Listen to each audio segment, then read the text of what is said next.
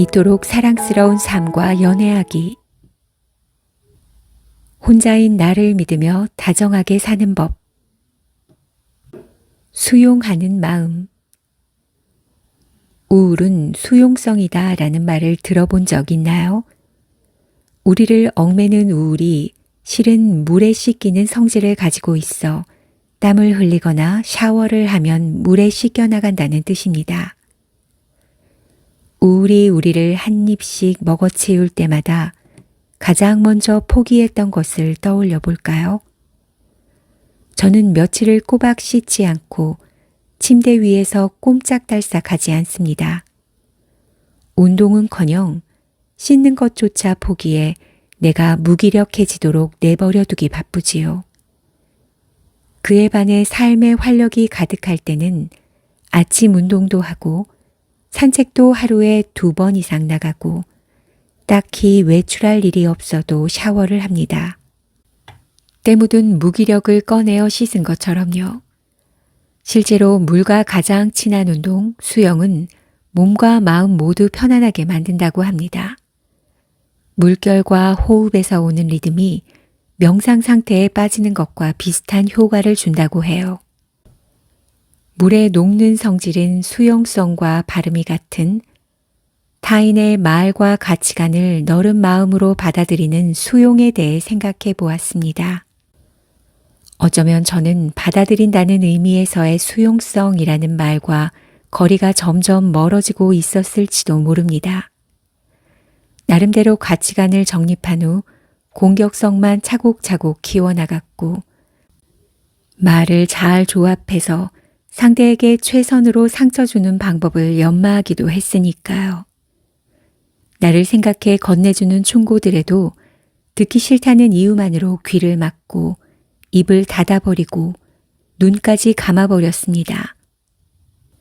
나를 방어한다는 이유로 날마다 뾰족해지니 주변 사람과도 멀어졌습니다. 그리고 자주 돌아보고 후회했지요. 새겨들을 걸, 그렇게 말하지 말 걸, 헤어지고 나서야 사랑을 복귀하는 연인들처럼요. 하지만 시간이 지날수록 생각이 바뀌었습니다. 그때 왜 그랬지 에서 그래도 그때의 내가 있었기에 오늘의 내가 있는 게 아닌가로요. 수용성의 뜻을 소리내어 읽어봅니다. 어떤 것이 다른 것으로부터 무언가를 받아들이는 것이 꼭 오늘의 내가 과거의 나를 받아들이는 것으로 읽혔습니다. 똑바로 바라보고 싶었습니다. 현실도 미래도 한 발 물러서서 바라보지 못하고 그저 살아내기 바빴던 저의 세월들을요. 그 속에는 온갖 구설수와 흑역사가 있기도 하고 아무것도 몰랐기에 행복했던 시절도 너무 많은 것을 알아서 괴로웠던 날들도 뒤섞여 있었습니다. 한 번도 깊게 생각해 본 적 없던 주제에 대해 열과 성을 다해 떠들었지만 알고 보니 내가 주장한 것들이 틀렸던 기억, 이미 마음이 다해 떠난 사람에게 몇 날 며칠 매달렸던 기억, 이불을 뻥뻥 차는 기억들 위로 뿌리를 내린 오늘의 나, 내가 더 알아가야 할 지식에 대해 고심할 수 있었고 마음이 떠나기 전에 오늘의 사랑에 충실해야 함을 알게 되었습니다. 나는 무수한 지난 시절에 내가 이끌고 버티고 당겨와서 만든 사람입니다. 죽고 싶다고 무기력하다는 말을 입에 달고 살던 내가 그래도 끊임없이 버텨주었기에 무기력에 지지 않고 우울은 수용성이다 라는 말을 달고 살면서 샤워하고 운동하기를 멈추지 않았기에 마땅한 성과 없이도 묵묵히 살아내 줄 것이기에 모든 날에 내가 있겠지요. 일시불의 여자. 저는 물건값을 지불하는데 다음은 없다고 생각합니다. 구매욕이 차올라도 바로 사지 않고 2-3번 고민하되 결제만은 일시불이라는 저와의 약속이 있거든요. 자신이 감당할 수 있는 한도 내에서 계획하는 소비 습관을 가진 사람에게는 신용카드가 유용하겠지만 감당하지 못하는 소비 습관의 소유자인 제게 그저 절망의 구렁텅이로 이끄는 함정에 불과합니다. 이건 제가 일시불의 대가라는 말이기도 합니다. 할부가 없는 일시불의 대가로 살려면 당장 이 돈이 없어도 살 수 있는지, 지출이 미래의 나에게 어떠한 타격을 주지 않는지 계산해야 합니다. 적은 돈을 지출할 땐 가성비를 챙기고 큰 돈을 지출할 때는 제품의 효용성을 따지는 일까지 하나하나 신중해야 합니다. 일시불 결제는 훗날의 나의 짐을 덜어줍니다. 내 삶에 들어왔을 때 얼마나 효용 가치가 있을지 따져보아야 하기 때문에 현재의 나보다 미래의 나를 더 생각하게 됩니다. 미래의 나를 생각한다는 건 기대할 수 있는 내일이 하나씩 생기는 것 같다고 해야 할까요? 내가 결제할 테니 너는 돈 생각하지 말고 최선을 다해 하루를 살렴 하고 말해주는 일 같아요. 이제 미래의 나도 최선을 다해 하루를 살아야 할 거예요. 행복과 숙제를 같이 전달하니 야박해진 것 같지만 큰 지출이 있었으니 다시 열심히 걸어야죠. 오늘을 허투루 살지 않는 법을 소비로도 배우곤 합니다. 많이 사려면 많이 모아야 하고 많이 모으려면 많이 설쳐야 해요. 내가 나를 홍보하는 데 미적거리지 않아야 하고 나의 작은 발전에도 엄지발가락을 치켜 세워야 하고 성취는 과감하게 사랑해 주어야 합니다. 나는 무수한 시절에 내가 이끌고 버티고 당겨와서 만든 사람이니까요. 나의 구원자는 내가 되어야만 해요. 경계 안의 모든 자유. 혼자서 내일 먹을 밥을 생각하고 혼자서 내일 할 일을 계획하고 혼자서 내일 입을 옷을 고르는 어쩌면 외로워 보일 수 있는 자취 생활의 가장 좋은 점과 나쁜 점은 같습니다. 바로 자유입니다.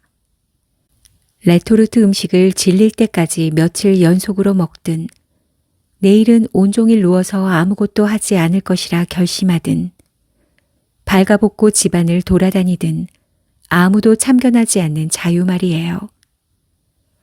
내가 하는 말이 집안에서의 유일한 말소리가 될 수 있고 주말에 친구들과 달리자를 외치며 외박을 하고 새벽 첫 차를 타고 들어오든 옷을 의자에 걸어두거나 양말을 책상 위에 던져버려도 괜찮습니다. 참견하는 사람이 없으니 얼마나 보장된 자유겠어요. 자취를 처음 시작했을 때는 이런 담비 같은 자유를 잊지 않고 누려주었습니다. 자유를 다 누리고 돌아보면 황폐해져 있는 일상은 덤입니다. 이 정도 누렸으니 이만큼 감당하라고 말하듯한 흔적들이 너저분하게 깔려 있죠. 서둘러 빨래를 해치워도 어디선가 뒤집힌 양말이 튀어나오고 입을 옷이 없어서 한동안 같은 옷을 입고 출근한 적도 있어요. 경계를 두지 않는 자유에도 부작용이 있음을 깨닫는 사건도 몇 차례 있었습니다. 1인 가구의 삶은 그렇습니다. 적극적으로 내 삶에 내가 개입해야만 해요. 전지적 참견 시점이라는 예능 프로그램의 제목처럼 이 공간을 진두지휘하고 마치 감시자가 된 것처럼 활발하게 공간을 활보하고 다녀야 합니다. 이유 없는 공간을 만들지 말라고 감히 제안하고 싶습니다. 여백에게도 여백의 미를 부여하고요. 이유 있는 채움을 만들기도 하고요. 혼자 사는 사람이 가장 경계해야 하는 건 바로 일상이 흐트러지는 것입니다. 내가 머무는 공간이 정돈되어 있어야 말소리가 고작 내 것뿐이어도 공간 전체가 나를 환영해 준다는 기분이 들게 합니다. 자, 여기 앉아. 우리 내일 이야기할 것들을 생각하며 오늘의 일을 하자. 자, 어서 와. 경계 안의 모든 자유를 너에게 줄게. 아주 작은 소리로 속삭이고 있을 나의 공간을 위해 참견하여야 하는 날입니다. 비로소 자유로울 것. 삶에서 가장 중요하게 여기는 가치는 무엇인가요? 질문으로 글을 시작하고 싶습니다. 가치라는 건 사전 그대로의 뜻을 옮겨 써봐도 그렇듯 인간의 욕구나 관심의 대상 또는 목표가 되는 진선미 따위를 통틀어 이르는 말이겠지요. 욕구와 관심의 대상, 목표에 따라 다를 겁니다. 자신 인생의 뿌리가 어디에 있는지에 따라서요. 제가 좋아하는 책 제목 중 하나는 임경선 작가의 자유로울 것인데요. 그 책의 한 구절을 옮겨 적어 봅니다. 출발선에서부터 버거운 한숨만 나온다면 얀마텔의 소설 파이 이야기에서 어린 소녀 파이가 호랑이와 단둘이 표류되어 생사의 기로에 놓였을 때 되새기던 구절을 함께 기억해 보기로 한다. 당장 할 수 있는 일에 집중하는 데서 생존은 시작된다. 저의 가장 중요한 가치는 자유입니다. 무척 자유로워지고 싶었습니다. 저는 이제 시간 속에서도 자유로울 수 있는 법을 더욱 알아볼 거예요. 무지개 다리를 건널 때 사뿐한 발걸음으로 걸을 수 있게, 돌아볼 일이 없게끔, 더 여유를 두고 나를 위한 삶을 위해서 말입니다.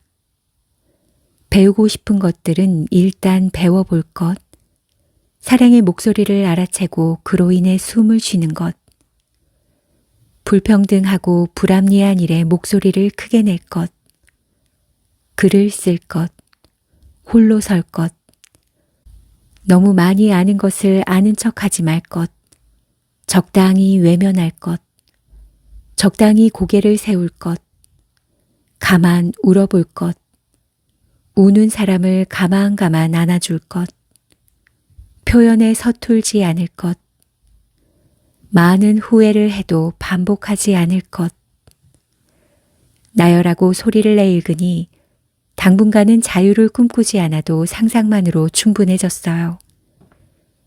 그리고 아주 먼 훗날 죽음이 다가온다면 몇 해 전 적어둔 묘비말도 꼭 써달라고 말할 겁니다. 그런 말이 있다. 돌아보지 않는 것은 처음부터 내 것이 아니었다 생각하고 살라고. 가만히 보면 세상의 햇빛도, 나뭇잎에 부대끼는 바람도, 유리창에 머리 박는 빗방울도 내가 가진 것이 아니라 세상이 내게 준 선물이었다. 선물을 안지 못해 나는 간다. 안고 어루만져 더 큰 세상에 안겨줄 자신이 없다. 지금 나의 죽음에 눈물 흘리는 그대여. 당신이 떨어뜨린 눈물이 사후에 내가 받는 선물이다. 당신이 헐떡이는 숨소리가 내가 아는 유일한 선율이다. 울지 마라. 간략해지는 계절 사이에도 꼭 살아남아라. 이제 여기 오지 말고. 그 반대편에는 이렇게요. 할 수 있는 것만 실컷 하다가 간 사람, 자유로웠던 사람, 자유로운 사람, 비로소 자유로울 사람.